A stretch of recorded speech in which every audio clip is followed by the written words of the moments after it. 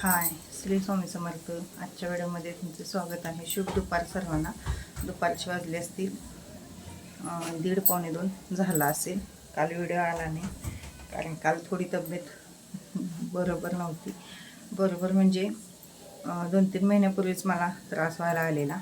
जेवले की फक्त घशात असं अडकल्यावानी व्हायचं. मी दुर्लक्ष केलं, म्हटलं असं कशांतर होत असेल म्हणून. पित्तानं वगैरे होतं म्हणून मी एवढं काही लक्ष दिलंच नव्हतं. आणि आता कसं व्हायला लागलं 2-3 दिवस जेवल्यानंतरच नाही तर असं इतर वेळेसुद्धा असं अडकल्यावानी व्हायला लागलं. मग एवढंच जास्त व्हायला लागलं की मला श्वास घ्यायला पण म्हणजे त्रास व्हायला लागला. तू येणारच इथं ये, श्वास घ्यायला सुद्धा. शाळा जाय नाही आज, तू बरं नाही म्हणून थांबायचं आणि दिवसभर दंगा करत बसायचं. आणि आपण पण असून तिकडं म्हणतो बरं नाही म्हणून ठेवून घेतले की पोरांचं जास्त आणि मग जास्त असं श्वास घ्यायला त्रास व्हायला लागला. म्हणून मग म्हटलं काय खरं नाही, दाखवलेलंच बरं. मग मी मध्ये कान ज्यांना दाखवलेला त्याच मॅडमांना दाखवलं कोल्हापुरात. मग त्या म्हटले की थोडं इन्फेक्शन आहे. श्री ती कपडे काढ, खिडकीला अडकवलेली ती पाऊस आलाय त्या खिडकीला. आणि घशात इन्फेक्शन आहे म्हटलं, पोड वगैरे उठलेलं आहे. त्याच्यावर टाक की तिथं. अरे ते वल्ला आहे काढतो आधी. आणि त्या म्हणले की घशात असे फोड उठल्यात म्हणले. आणि मी काय केलं त्या परवा दिवशी, मला झोपच लागल नाही रात्रभर. त्याला अडकू हे तर याच्यावर एक झोपच लागल नाही रात्रभर. मग मी रात्रभर माझं घरगुती उपाय, पाणी उकळायचं, फुकून प्यायचं. परत अरे असं घाल की वाळत खिडकीत, त्या मोकळी जाय ना खिडकी. आणि फुकून पाणी प्यायचं. परत वाफ घ्यायची, गुळण्या करायच्या मिठाच्या पाण्याच्या. हे माझं रात्रभर चालू होतं. आणि त्यात एक दिवशी कसं होतं बघा, एवढं भयंकर म्हणजे आपल्याला त्रास होतो आणि सगळीकडनंच त्रास होतो. त्या दिवशी रात्रभर लाईट एक नव्हती, त्यामुळं गरम एक व्हायला लागलं. लाईट एक नव्हती, त्यात हे आलेले 16 तास करून. त्यांना तर एवढी झोप आलेली की काय विचारा नव्हतं. त्यांचं तर डोळं उघडणं झालेलं. श्री झोपलेला, हे झोपलेले आणि मी एकटीच. त्यात लाईट नाही, मोबाईलमध्ये चार्जिंगसुद्धा नाही. म्हणजे कसं बॅड लक असतं बघा आपलं. एक रात्र अशी काळ रात्र आल्यावानी येते. आणि त्यात आमच्या इथलं पाणीसुद्धा संपलेलं बिल्डिंगचं. म्हटलं सकाळी 5ला लवकर उठूया, देवपूजा तर करूया. नंतर आंघोळासुद्धा पाणी मी भरूनच ठेवलं नव्हतं कारण मला कसतर व्हायला लागलेलं आदल्या दिवशी. त्यामुळे मी पाणी भरलेलं नव्हतं. एकतर पाणी नव्हतं, लाईट नव्हती आणि काय माझं मानसिक स्वास्थ्य व्यवस्थित नव्हती. इतकं मला भयंकर त्रास व्हायला आलेला, कशी रात्र जाते असं झालेलं. शेवटी सकाळी उठल्यावर आंघोळ वगैरे केली आणि हे म्हटले मी घेतो सुट्टी, जाऊया का ह्याला दुकानला जाऊया म्हणले, ह्याला दवाखान्यात जाऊया म्हणले. आणि तोपर्यंत यांच्या कंपनीचा फोन आला की, आणि म्हणजे 2 माणसं असतात, त्यातला एक दुसरा माणूस पण आलेला नाही, त्यामुळं तुम्हाला यायच लागणार म्हणले. महिने गेलीत आणि त्यांनी गेल्यावर मला नंतर जास्तच असा त्रास व्हायसारखं अडकलं. पाणी पिल्यावर सुद्धा मला म्हणजे अडकल्यावानी व्हायला लागलं. आणि पाणी जर पिताना भीती वाटायली, काय खाताना भीती वाटायली, खाऊ काय नको असं वाटायला लागलं. मग शेवटी यांना मी फोन केला कंपनीत, काय पण करा आणि या म्हणलं, आणि दाखवायलाच पाहिजे. आणि त्या दिवशी मी आदल्या दिवशी संध्याकाळी इथं एक मॅडम आहेत त्यांच्याकडे गेलेलं दाखवायला. मग त्याने म्हणजे इन्फेक्शनच्या गोळ्या वगैरे दिल्या त्या, पण शेवटी ज्याचं काम त्यांनाच करायचं असतं. त्या कशा ताप थंडी याच्यावरच्या हे डॉक्टर आहेत. आणि आता मी ज्यांना दाखवलं त्या कान घसा स्पेशालिस्ट आहेत. आणि मी म्हटलं किरकोळ असेल म्हणून मी या मॅडमासनी दाखवलं, पण ते नाही कमी आलं. मग शेवटी हे आलीत आणि गेलो मग आम्ही कोल्हापूरला दाखवायला. गेल्या मग त्या मॅडम म्हटल्या काही नाही म्हटल्या, पोड वगैरे उठल्यात घशातनं, त्यामुळे तुम्हाला ते अडकलं आणि व्हायला लागले. आणि थांब जरा काढून. आणि एक हे करा म्हटलं, जास्त असं हे करू नका म्हटलं, घशाला ताण जखमा होतील आतनं. आणि गोळ्या लिहून देतो, 10 दिवसाचा कोर्स आहे तो करा म्हटलेत, कमी येते, 99% कमी येते म्हणले. खरं मला ते काल काल एकच दिवस मी गोळ्या खाल्ल्यात सकाळ संध्याकाळ, पण मला बऱ्यापैकी कमी आलं. बऱ्यापैकी म्हणजे सगळंच कमी आलेलं आहे. नाहीतर मला वाचताना बोलताना सुद्धा असं असं करायला लागायचं. एक हिथं असं काहीतरी आपल्याला अडकल्यावर मला खूप भीती वाटायला आहे. म्हणजे काय हे आणि काय डोकीला ताप म्हणलं तर तसं काय नव्हतं. म्हणून मग मी काल दिवसभर आलो तिकडनं येऊन मला वाटते 2-2:30 वाजलेले. आल्यानंतर मग वरण भात केला आणि तेवढाच वरण भात मी पण खाल्ला. या दोघांनी काय नाश्ता केलेला आणि वरण भात त्याने पण माझ्यासोबत खाल्ला. गोळ्या खाल्ल्याने झोपले तर मी संध्याकाळी 6:30ला उठले अक्षरशः. कारण परवा दिवशी रात्रभर झोप नाही, भयंकर त्रास झालेला मला. त्यामुळं काल व्हिडिओज टाकला नाही मी. काल काय शूट पण केलं नाही आणि टाकलं पण नाही. चला, आज आहे गुरुपौर्णिमा. गुरुपौर्णिमेच्या माझ्या सगळ्या ताईंना, दादांना, काकूंना, मावशींना, काकांना सगळ्यांना खूप खूप शुभेच्छा. आणि खूप छान अशा सेवा करा. आज सत्यनारायण पण आपल्याला करायचं आहे. आज सत्यनारायण बघा, पौर्णिमा काल संध्याकाळी 6 लागलेलं आहे. त्यामुळं काल पण केला असता तरी चाललं असतं 6 नंतर.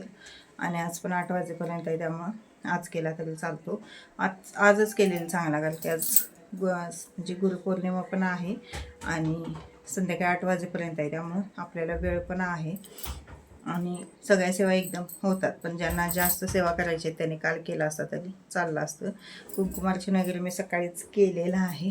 कुंकुमार्चन खूप दिवसानं केलं मी, कारण मला काय जमन असते करायला. किती वेळा म्हणलं मी करायचं आणि कशात तर मी विसरून जाते. आरती वगैरे मी सगळी सकाळी केलेली आहे, शेअर केलेलं आहे मी तुमच्यासोबत. कसा वाटला, काय वाटलं व्हिडिओ ते कमेंटद्वारे नक्की कळवा. व्हिडिओ आवडल्यास प्लीज चॅनल सबस्क्राईब करा. व्हिडिओला लाईक, शेअर आणि कमेंट करायला विसरू नका. चला, भेटूया उद्याच्या व्हिडिओमध्ये. तोपर्यंत श्री स्वामी समर्थ. गुरुपौर्णिमा हा आषाढ महिन्यातील पौर्णिमेला साजरा केला जाणारा एक भारतीय पवित्र सण आहे, ज्यामध्ये गुरुप्रती कृतज्ञता व्यक्त केली जाते. या दिवसाला व्यास पौर्णिमा असेही म्हटले जाते. या दिवशी महर्षी वेद व्यास यांचा जन्म झाला होता. गुरु म्हणजे आपल्या आयुष्यातून अंधाराचा अंधार दूर करून ज्ञानाचा प्रकाशाकडे नेणारी व्यक्ती होय. महाभारताचे रचनाकार महर्षी वेद व्यास यांचा जन्मदिवस म्हणून हा दिवस साजरा केला जातो.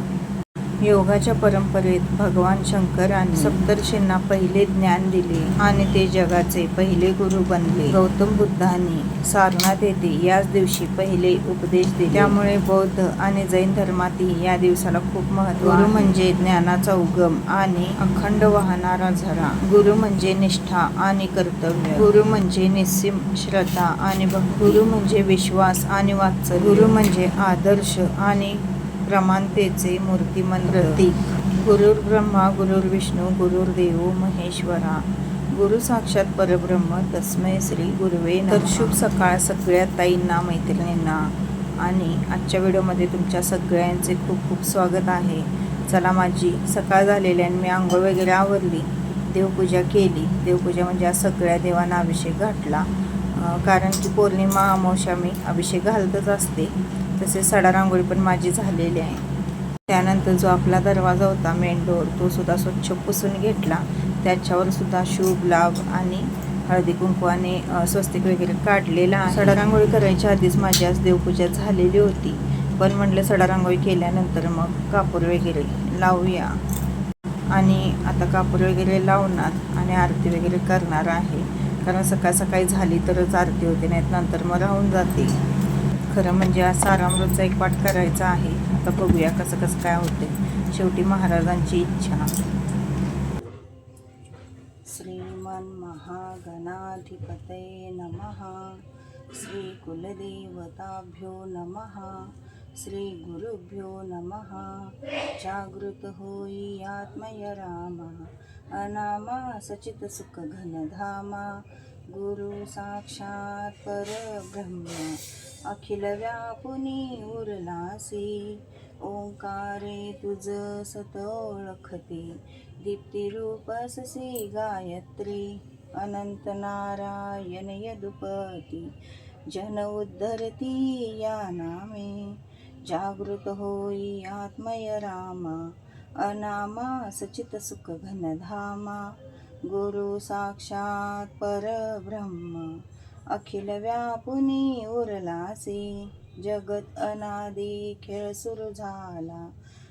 ज्ञान जीवा भ्रम झाला, विसरून गेला स्वस्वरूपा. ओवाळू आरती श्री गणपती ओंकारा, बिंदू रूपे अचल भय निर्गुण निराकारा.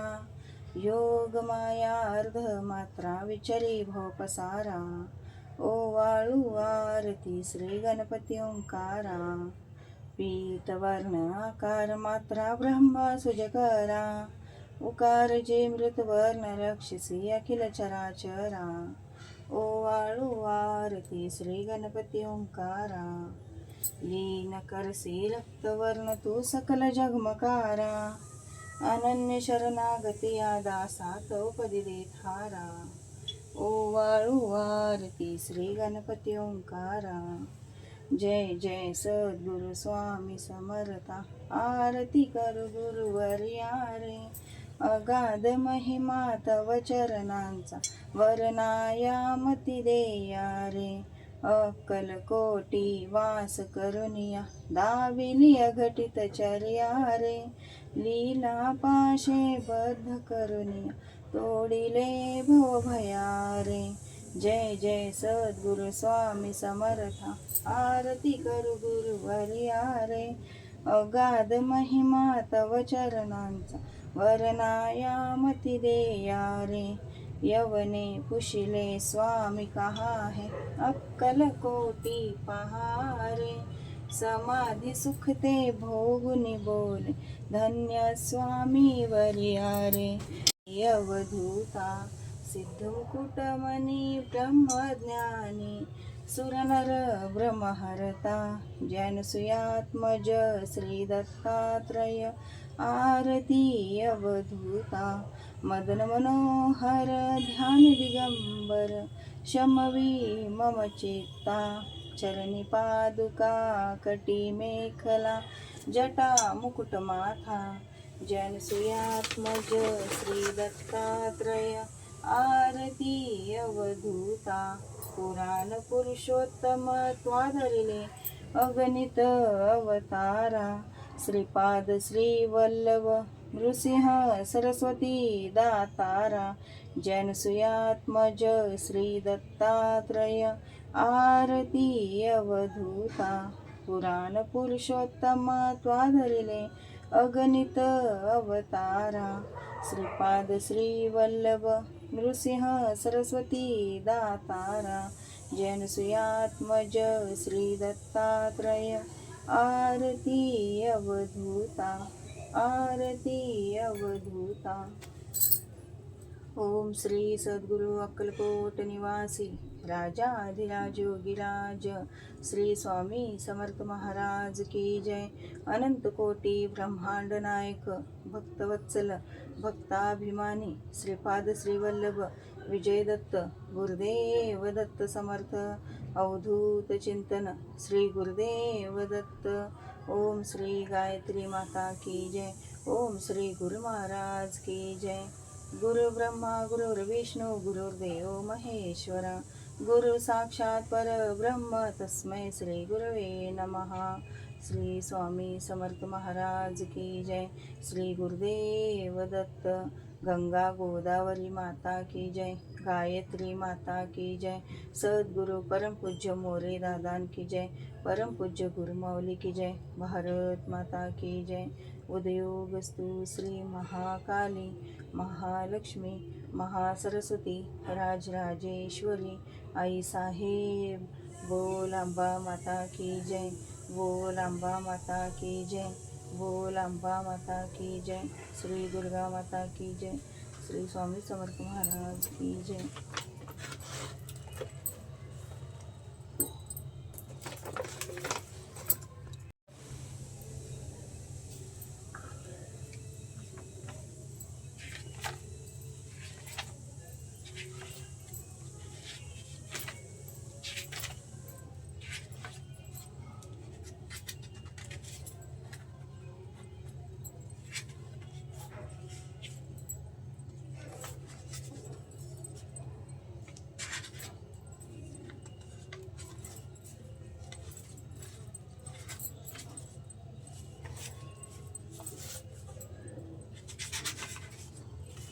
हरि ओम हिरण्यवर्णा हरणे सुवर्णरजतस्त्र चामचंद्रा हिरण्यमय लक्ष्मी जात वेदो म आवह ताम आवह जात वेदो लक्ष्मण कामिनी.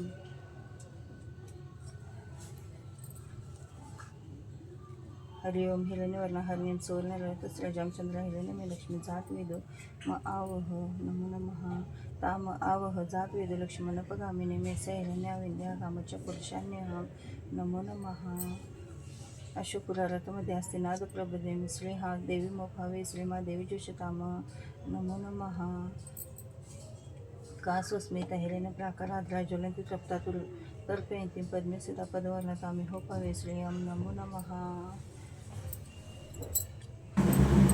आज महाराजांच्या सगळ्यात आवडती वस्तू मी बनवणार आहे. आता माझ्याकडे म्हणजे बेसन लाडूला कसं होतं तर आम्ही डाळ भाजून मग दळून आणतो, पण माझ्याकडे काय आता डाळ पण नव्हती, पण बेसन मात्र होतं. मग मी काय केलं, बेसनच तूप घातलं आणि हे केलं, भाजून घेतलं तुपात. तूप बघू शकता, तूप खूप कमी होतं. खरं म्हणजे बेसनाच्या लाडवाला तूप हे भयंकर लागतं. जेवढं जास्त तुम्ही तूप घालाल तेवढं तुमचे बेसनचे लाडू खूप छान होतात. पण ह्यावेळी काही तूपच नव्हतं. मग म्हटलं महाराजांपुरते निवदापुरते जरी 4 लाडू झाले तरी बास आहेत, म्हणून मग मी घाट घातलेला. तर बघू शकता इथं तूप खूपच कमी पडलं. शेवटी मी काय केलं तर साखर घालून थोडेसे लाडू म्हणजे ते जे मिश्रण होतं ते गरम केलं, कारण अजिबात ते लाडूच येईनात. मग मी तो एक पर्याय केला. शेवटी खरं डाळ भाजून जे दळून आणतो आपण बेसनाचे लाडू त्याची चव ही वेगळीच होते आणि पीठ भाजून केलेल्याची चव ही वेगळीच होते. ज्यावेळी आपण डाळ भाजतो आणि ते दळून आणतो आणि त्याचे लाडू वळतो तर त्या लाडवाची चव 1 नंबर येते, लक्षात ठेवा. पण हे जे आपण पीठ भाजतो कच्चं तर त्याची चव एवढी चांगली येत नाही. आणि पीठ माझं चांगलं भाजल्यामुळे थोडंसं पाणी शिंपडलं. पाणी का शिंपडायचं तर लाडू आपले एकदम दाणेदार बनतात. पण मला तर मी पहिल्यांदाच हे लाडू बनवत होते कच्च्या पिठाचे, नाहीतर कायम ज्यावेळी बेसन लाडू बनवायचे असतील भले अर्धा किलोचं बनवा, पण मी डाळ दळून आणते. आणि इथं बघू शकता तुम्ही, आता हे गार करायला ठेवायचं आहे. आणि गार झाल्यानंतर मग पिठी साखर मी त्यामध्ये घातलेली होती. पिठी साखर घालून सुद्धा ते मिश्रण म्हणजे असं पातळ झालं नाही बघा, म्हणजे एकदम असं वसवशीतच राहिलं. थोडीशी वेलची पूड मी घातलेली आहे. इथं बघू शकता तर मिश्रण एकदम आहे तसंच राहिलं ते. शेवटी मी गॅसवर ठेवलं बारीक करून गॅस एकदम, कारण पातळ होईल असं वाटलं मला. पण गॅसवर ठेवून पण ते पातळ होईना, कारण त्यामध्ये तूपच कम पडलेलं. कसं बसं करून मी लाडू वळले, एकदम छान आले लाडू. पण खूप त्रास झाला, म्हणजे 2-3 वेळा त्यात साखर वगैरे ॲड करून मी हे केलं. परत बारीक गॅसवर हे केलं, गरम करून घेतल्यावर मग ते लाडू आले. आणि फायनली आपले 11 लाडू झालेले आहेत. आणि चला मी आता नैवेद्य दाखवून घेते, कारण की असंच जर इथं ठेवले तर आमच्यात ते लाडू राहत नाहीत, फस्त होतात मग. आणि मग देवाला निवेद दाखवायचा म्हणजे ज्या कारणासाठी केलेले असतात ते कारण राहून जातं. म्हणून म्हटलं आधी नैवेद्य दाखवावा आणि त्यानंतर मग ते लाडू ठेवावेत.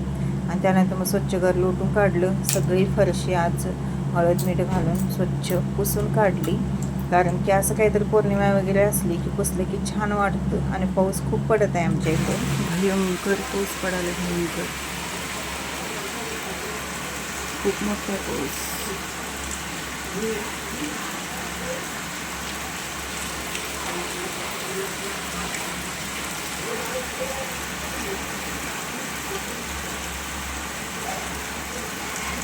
शेवाळ आहे बघा पावसाने.